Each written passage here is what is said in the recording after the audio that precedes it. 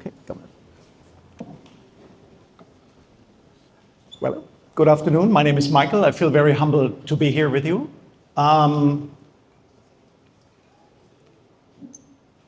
Greg asked me to speak about how we can move the transition, how we can do the transition from working with generative AI to agentic AI. And what is the effect on society, companies, businesses?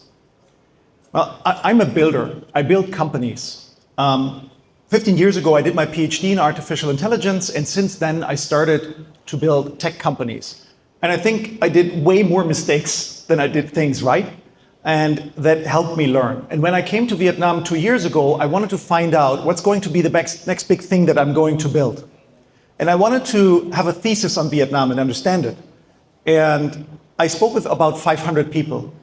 I went to 10 provinces, 30 factories, spoke with CEOs of banks, manufacturing plants, with the government, with university institutions. And I think Vietnam has a very special positioning at the moment. And I think AI coming into this game, where Vietnam is at the moment, can actually have a tremendous impact. And this is what I want to show here. Now, 2011, 15 years ago, people said software is eating the world. Now, 15 years later, this year saying AI is eating software. So what does it look like? Is it like that? Is AI eating the world? What is the effect? And what does it do with Vietnam and our opportunity, what we want to do? Well, let's look at these guys, right, that are building the AI future at the moment. And this is Sam Altman, CEO of OpenAI, and he said 15 months ago, by the end of last year, a developer might be 10 times more productive. Interesting. So he's talking about individual productivity going up. And then we have this guy who looks a little bit sad. That's the CEO of Anthropic, who recently said that half of all entry-level positions might go away, right? The jobs go down. So productivity goes up, jobs goes down. I want to shed some light on this and look at what happened. Relatively close after this, we saw a number of larger tech companies in the US let go thousands of people, tens of thousands in total.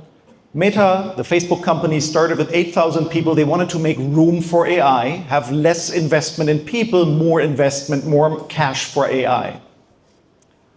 And then Cloudflare let 1,000 people go. Oracle's 21,000, citing AI was the reason.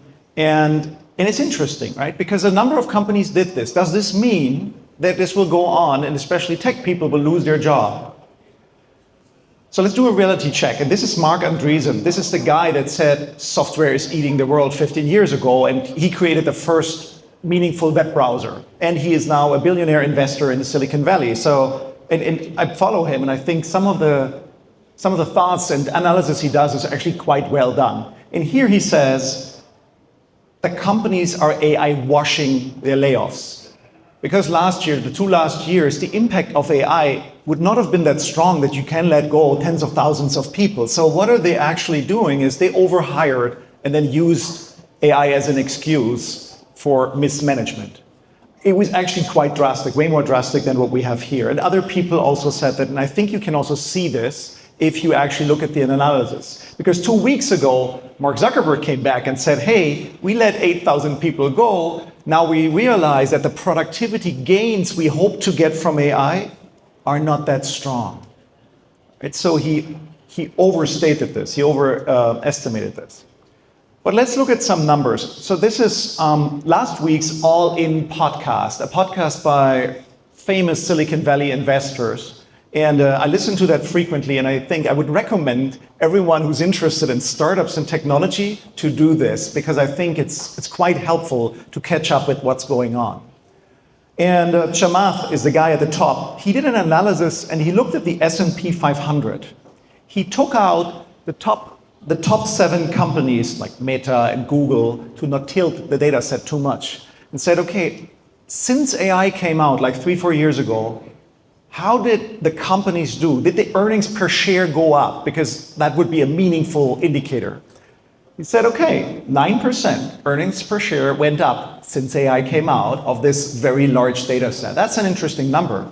And he tried to find out how much he can attribute to the AI impact. And he came up with a number that is about 0 to 2%. The rest is just price inflation and share buyback programs. So I believe this wasn't the most sophisticated analysis, but it gives us a hint that are we already seeing the impact of AI? Are these layoffs real? And PricewaterhouseCoopers does their annual CEO survey, and here they surveyed over 4,000 CEOs across 95 countries. And 56% of them said they don't see any effect of AI yet in their companies. 12% said revenue gone up and costs gone lower. And another 30% or so are mixed, but they're usually the token cost offset the gains, right? So we don't see it in the data yet. Of course, some countries are under pressure because AI is actually really taking away some jobs, but let's look into that. Will AI take away most of the jobs anytime soon, as Dario said? 2 weeks ago, there was a RAMP study of 21,000 companies in the US to find out the companies that are adopting AI the most, how is their employment evolving? And what this number should show here is that actually 10% employment was up for the companies that adopted AI the most. And entry-level positions out of the employment went up 12%. To be fair, most of the companies that adopt AI are growth companies, so they naturally hire. But if we have the theory that AI is taking away the jobs because it's so highly productive, why are they hiring? They're hiring because of the productivity of the people. Okay, so this slide is supposed to show the technology waves that we've seen over the last 100 years. The first one is the steam engine, the electrification, the computer, and then the internet. And all these waves typically have 3 economic effects, 3 major effects. Number 1, you have jobs replaced. And that's natural, right? Because automation is taking away usually the lower level of jobs. At the same time, they create new opportunity, new jobs arrive. But the bigger impact is the reskilling of work. Now working with a new type of tool forces us to change the way we work. And most people are not affected by job loss or by new jobs, but by having to be reskilled in order to use these new tools.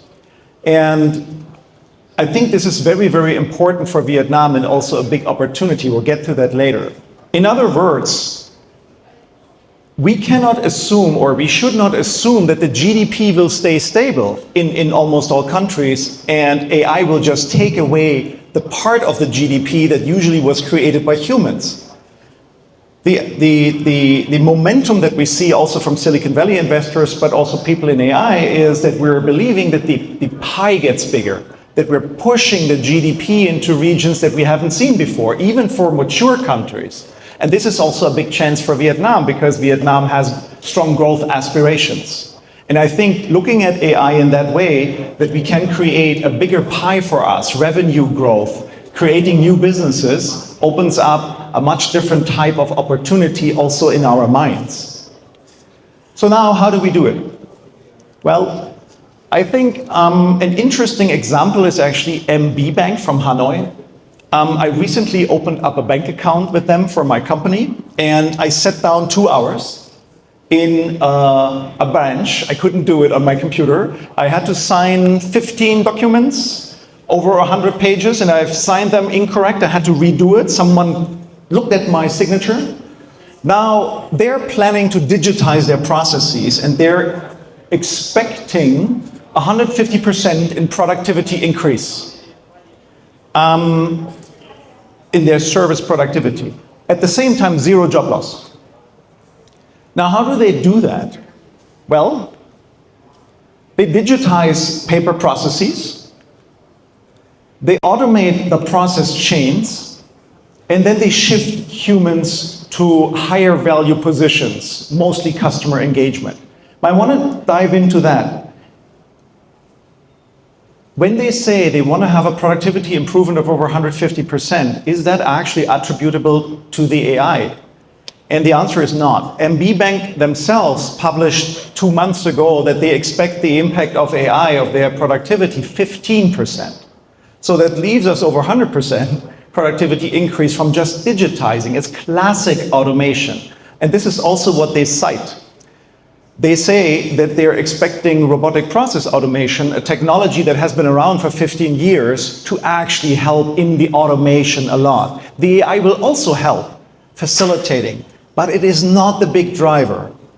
But what's important here is that they see the opportunity to shift humans into more meaningful roles during this process of automation. And I think it's very good, because once you start digitizing your processes, your data becomes digital. Your customer interaction becomes digital. And that is something that we can then feed into AI once it really arrives to be helpful. I think it's absolutely right what they're doing, and many other countries and companies here in Vietnam should do the same thing. Now, we have different types of automation, and I want to do a little bit of an overview. Usually you would see here that we have AI assistants that everyone is working with. You're just chatting with them. It's very simple, right? You can summarize a document. You can clean up a little bit your mess. That's fine, but the productivity improvement of this technology is only 5 to 10% on average. More important